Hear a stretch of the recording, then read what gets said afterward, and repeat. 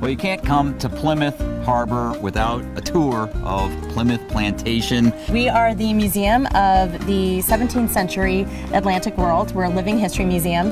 So that means that unlike many other museums out there, you can touch things, you can experience things. It's a very hands-on experiential museum, which is really exciting. And what about this part of the museum that we're in right here? So we have a number of exhibits. One of the exhibits that people are probably most familiar with is our 17th century English village.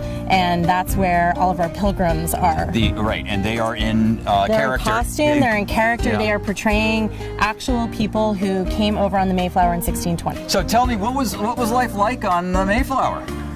Well, Master, you understand she's a merchant ship. Yes. And so she is not made for comfort. It's unusual cargo. Yes. Well, you understand now, if you're one of my merchant sailors, you will keep your filthy mitts off my passengers. These lubbers will all tell you he's an old-fashioned whipping captain. Oh, okay. So I'll take your skin, lad, if you do make some mistake you ought not. But I'll leave your pay in your pocket. So Tom, I would love to introduce you to Don Heminitz. Hey, He's one of Don. our maritime Hi, how's it artisans. Good. So what are some of the projects you're involved in here? One of the big things is, of course, Mayflower too. Yep. But so we also have some other boats. We got the ship's boat right here, which historically would have been sort of like the dinghy that Mayflower brought across in 1620. This was built here by some artisans and volunteers in the early 90s. Using traditional tools. Tools, and all of these boards are hand-shaped and steam bent. One of the biggest things you got to watch out for in the 1600s, of course, is going to sound funny, but pirates. Yeah, you don't really think about it. You don't really think about that. Yeah. Now, Mayflower in 1620 never had any trouble with pirates, at least not that we know of. But the very next ship that followed her in 1621, on her way back, she got pirated by the French. Oh, no kidding. And another ship a couple years later by the Ottomans. So they had to have some defense. That's right. Any idea how much each of these bad boys weighs? A lot. Yeah, I can't budget that. The reason they're stuck here is because we needed the chain false even to move them. Right.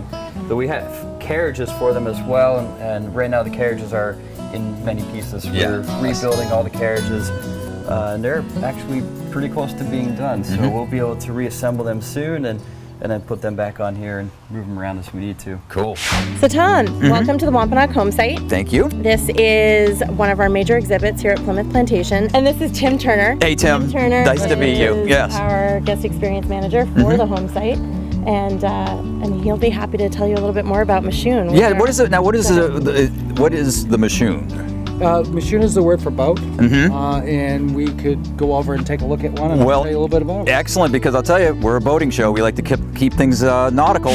This is a Machoon. The word Machoon translates out loosely to large bowl in the Wampanoag language. So what we do is we start a small fire in one section of the tree at the very bottom, get it to burn in a ways, and then about 3 feet up we'd put a big ring of clay.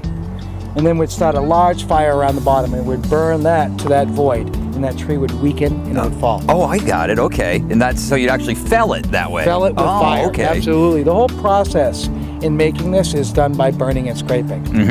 So once you fell the tree, you'd burn off the length that you wanted. You take off your branches, any bark, and you start fire to that round tree. Okay. From one end to the other end, we'd burn 24 hours a day. And I've made one of these boats in about 4.5 days. Managing that fire and then scraping it out the charred pieces of wood, and that's how you get the dugout thing. Absolutely. So when you're burning, you are scraping at the same time. So it's a burning scraping method. The more you scrape, the quicker the boat burns. Yeah, it's a labor-intensive process, though. It is. But once it's done, this boat will last you about 10 to 15 years. Oh, wow, no kidding. That's a lot longer than I thought.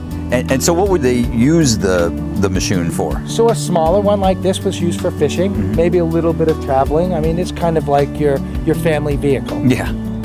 We had larger boats, 40-man boats. 40-man boats? Yep, that is an estimated tree of more than 60 feet long by 6 to 8 feet in diameter. Wow. And they took boats like that from here out to Nantucket and Mountain Vineyard, 30, 40 miles across. That's incredible. That's amazing. Tim, thank you so much for showing me a Machoon. Coming up. And maybe I'll get to go on one sometime. Absolutely. You're going to have to come back and take a ride. That's right. That's what I'll do.